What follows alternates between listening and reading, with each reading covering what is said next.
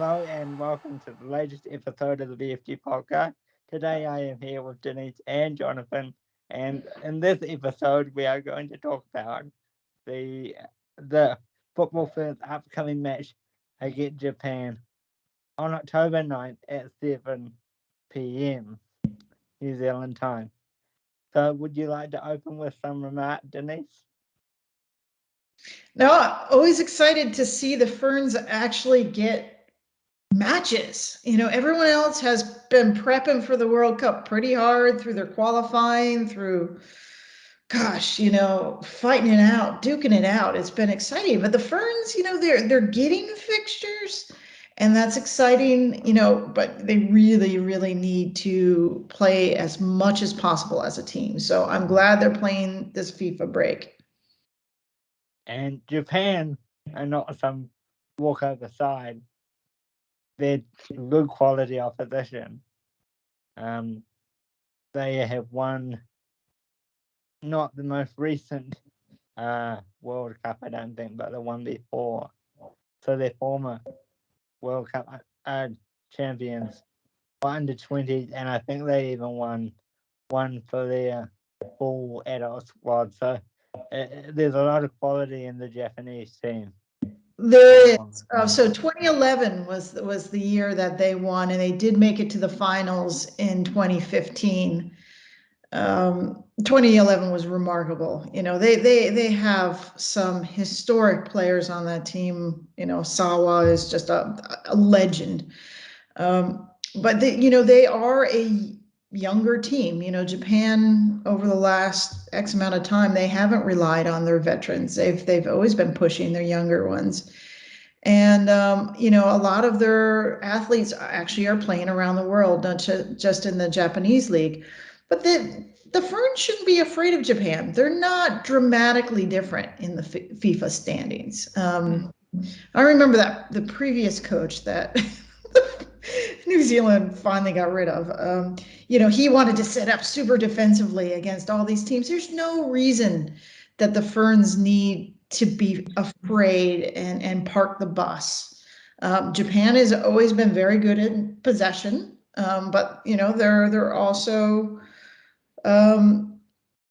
they're just a team to be played and not feared. It is a good quality opponent, though, for the Ferns. I would say this is the level they should be playing, sort of the 5 to 15 in the FIFA standings, not, the first five. They can have problems with. They can, get blown out of the water by.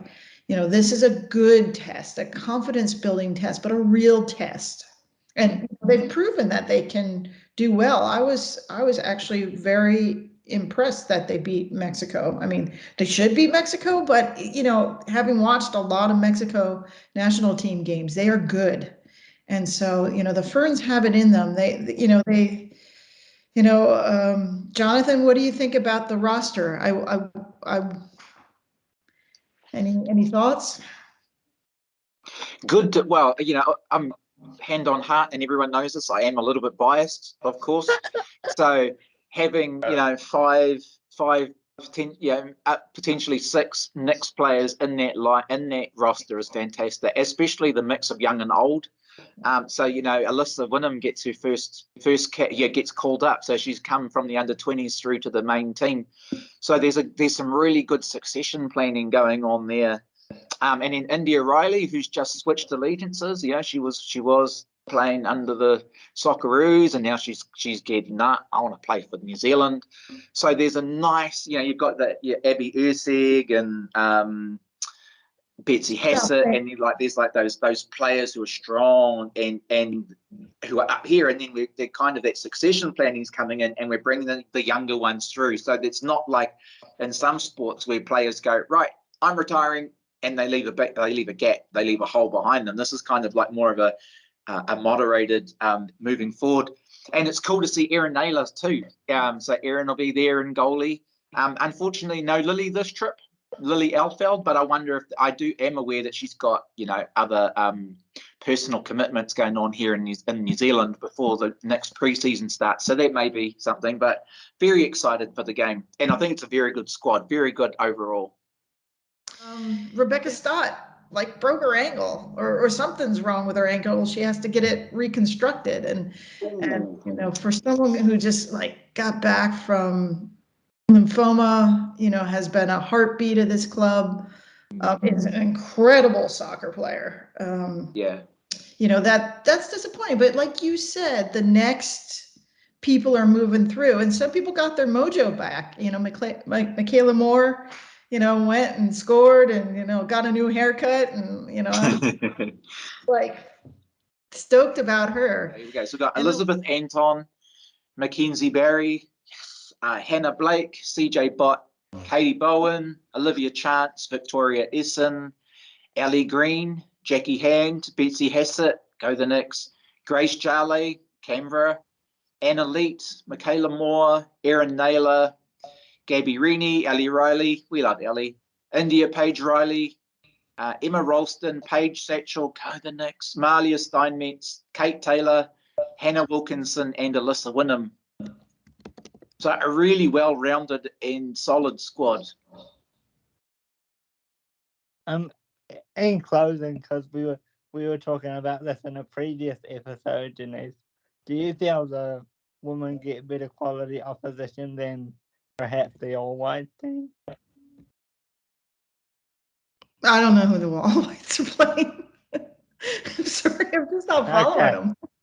Okay. I think that's a fair comment, Blake, and I think it's true. I actually think that the women are playing better quality opposition more often than our men do. And that's pretty cool. Because some people will like that and some people don't. So you like that then, Jonathan? You think it works well? Yeah, I suppose too. Yeah, I mean, I think I'm not sure how the men's season, how they get put together with all the international, other teams and windows and stuff. But I do like the fact that our women are, especially with the World Cup knocking on the door, we're playing quality opposition now in preparation for next year. So when our ladies, our ferns, line up, having played Mexico, Japan, Philippines, and who knows whoever else we may get before next year, they're gonna be solid at the World Cup next year. And I love how the football in New Zealand are working really hard to get the quality opposition, to get them used to that environment of doing the big team, because come July, the whole world is going to be here. So we got a lot to live up to, So, but anyway, that's a story for another time. But I want to thank you two for joining me on this episode, and we'll see you on the next one.